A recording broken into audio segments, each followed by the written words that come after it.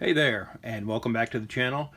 Today I'm going to take a look at some comic books I've gotten in recently. So for me, this is everything I picked up in August and then the first week of September. So there's a lot this time. This is, a little over a month haul. And so, some of these books have been out for a while now too, so you've probably seen some of these. Maybe you have them already, maybe you've read some. Let me know what you picked up in the comments. Let me know what you've read, what you thought was good. So starting off, I've got the latest issue of Back Issue magazine. So this is number 161, and it looks like we're going to have a pretty good article here about Barry Windsor Smith's Weapon X story from back in the day. And I read that as a kid, back when it was coming out in Marvel Comics Presents, so definitely want to check that one out. Next, we have the DC Connect catalog, and so this is everything DC Comics has coming out in a couple months. And, right here on the cover, we've got the big Batman-Deadpool crossover coming up. So this is the second part, or the second issue anyway, after the Deadpool Batman from Marvel. Then we've got the IDW catalog here. And it looks like we've got the Ninja Turtles fighting or teaming up with, or basically just crossing over with Godzilla here on the cover. I think that was announced at San Diego Comic-Con this year. Then I've got a couple Dynamite dispatches, and so this is Dynamite's new catalog. Again, with the big previews catalog going away, this was something I kind of wondered, was some other companies going to try doing catalogs of their own, and it looks like Dynamite's jumping into that. Then moving on to comics, we've got Superman 29, continuing the Legion of Darkseid story. Then we've got Superman Unlimited here, again continuing the Summer of Superman. And looks like we have sort of a Superman bat here, it says. Maybe a vampire Superman. I don't know. We'll see what it is. Then we've got the latest issue of Action Comics, number 1089 from Mark Waid.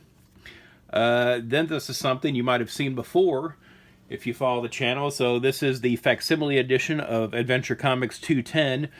And so this is the first appearance of Krypto the Superdog. But this is the reprint sort of correction they did, where it does have the original ad in the front cover on the inside, whereas the one that came out a few weeks ago had the contest for the Superman movie premiere. So this is a more accurate sort of facsimile edition. And again, I don't know if anybody won that contest or how that panned out, but I know there was a lot of backlash to that, so they came out with this. Then we have issue 42 of Batman Superman World's Finest, and it looks like we've got some more Bizarro stuff going on here in this. Then we have issue 10 of Justice League Unlimited. Again, a lot of Mark Waid Superman stuff right now, so I'm all about that. Then we've got issue 7 of Green Lantern Corps. And I'm just getting this book right now, and it's kind of doing a crossover with the regular Green Lantern monthly book, so hopefully I can get the gist of what's going on here, just from this part. Then moving on to Marvel, we have issue 8 of the Fantastic Four facsimiles. And so I get the regular sort of matte cover and then the glossy, shiny foil cover. And this definitely will not be the last foil cover we look at in this video. Then on to Image, we've got Radiant Black number 36. And I'm pretty sure this issue is supposed to be a spotlight on the Radiant Yellow character. I went to C2E2 this year, and this was an issue they featured at the Massiveverse panel where they were kind of talking about this. Then we've got the new Nemesis series from Mark Millar. So this is Nemesis Forever. And again, this is through Dark Horse now. And you can see kind of in the skyline here, they're lighting up. It says, "I'm back" on there. Then back to Image, we've got Geiger number 17. And with IDW, we've got issue 11 of Teenage Mutant Ninja Turtles. Again, continuing Jason Aaron's run, but I'm so far behind, I haven't even started reading this yet. Then we've got G.I. Joe number 10. I'm kind of late to the game on the Energon universe, so I started picking up G.I. Joe and Transformers, and so this is issue 23. And apparently, Daniel Warren Johnson is kind of wrapping up his run on this book, so I'm kind of getting in right on the tail end, but trying to go back and find the issues. Then we've got Dick Tracy number 11, and as always, I'm getting the Francesco Francavilla variant covers. But this is a different format here, so it's not kind of moving away from the sort of portrait style ones he's been doing, and more of like a sort of like a pulpy book cover sort of style here for this cover. Then we have Quick Stops Volume 3, Number 1. And so this is sort of like an adaptation, it looks like, of the Chasing Amy movie. Oddly enough, though, this is sort of mimicking Mike Allred's art from the movie back in the 90s, but apparently this is not Mike Allred's cover that he did. I'm not sure what the issue is with that, but apparently this is a recreation done by the artist for this issue. I didn't even realize it at first glance, so I don't know why they did that. I kind of want to look into that and see what the story is there. Then from EC, we've got Cruel Universe is back. So this is Volume 2, Number 1. And we've got a nice, creepy Lee Bermejo cover here. And then issue 2 of the anthology series. And I'm really glad this is back. I really enjoyed Cruel Universe. Sort of like the new version of Weird Science, if you will. Then we've got the second issue of Catacomb of Torment, also from EC. And this is sort of taking the place of Epitaphs from the Abyss, I think, on their schedule. Then moving on to Archie, we've got the Betty and Veronica Summer Fun in the Sun special. So just sort of like a fun, old school sort of Archie special. And speaking of, I also picked up the new Archie Comics Digest. So this is sort of the new format that's replacing sort of the classic Archie Digest, you know, the sort of thicker ones. And so this is a little bigger, you know, of a page size, but they've really cut back. I think maybe it's around 100 pages or something like that. So again, a lot thinner than the sort of previous classic Digest series, but still with the $9.99 price point. So we'll see how that goes. Then also kind of wrapping up with Archie here, we've got Archie versus Minor Threats Number 1. And again, I'm not really sure what this crossover is. I like the Minor Threats book. So we'll see. It looks like Patton Oswalt is writing this too, and I got the Mike Allred cover for this because I had to get that. And then we've got issue 10 of Star Trek Lower Decks. Again, I think I say it every month. I really like this cartoon, and it's over, so the only way I can get my fix is through the monthly title. Now, that is definitely not all, because the rest of this video is basically going to be Batman. I usually start out with it, but there was so much, I kind of have to have it be its own little section in the video here. So here's all the Batman I got in. So this is Batman and Robin Year 1, Number 10. Great book. Always look forward to this every month when it comes out. But it's only 12 issues, so I'm kind of bummed out that we're kind of heading into the home stretch on this book. I really hope we get some kind of continuation of this, or we get Mark Waid and Chris Samnee on something else, because, you know, they've worked together before, and I've kind of liked everything they've done. Then we have sort of the same issue here, Batman Dark Patterns Number 9. Again, a 12-issue series that, you know, there's only 3 more of. And we've got Immortal Legend Batman Number 1. And speaking of the Massive Verse panel I was at C2E2, that's where they announced this book. So this was kind of the surprise reveal of the panel. And again, it wasn't a DC panel. I didn't go to learn about Batman stuff. It was the Massive Verse, kind of Radiant Black, you know, universe. And it's those guys doing this book, so that's where they made the announcement. So it was really cool kind of finding out about that here. And here it is. And so then I also got the shiny foil variant cover for that. Then we've got Robin and Batman Jason Todd Number 3, so that's wrapping up this miniseries. Then we've got Batman and Robin 24. Again, this book has been good, but I feel like this story is kind of being stretched out a little more than it needs to be here. Then we have a facsimile edition of Batman Harley Quinn, and this is the Superpowers variant cover. And again, I picked this one up because I have the original, so I really just wanted it for the Superpowers cover. Then we have the facsimile edition of Batman Detective Comics number 880. And I just got variant covers on this one because, again, I have the original of that. So I didn't really feel the need to get that again. But I did feel the need to get the shiny foil variant cover. And then the Superpowers variant, which features Dick Grayson as Batman, as he was at the time of that story. Then we've got Detective Comics number 1100. So I feel like there's been some other big releases, and so maybe this book has kind of got buried in the shuffle of that. But again, you know, another milestone for Detective Comics here, my favorite, you know, long-running series.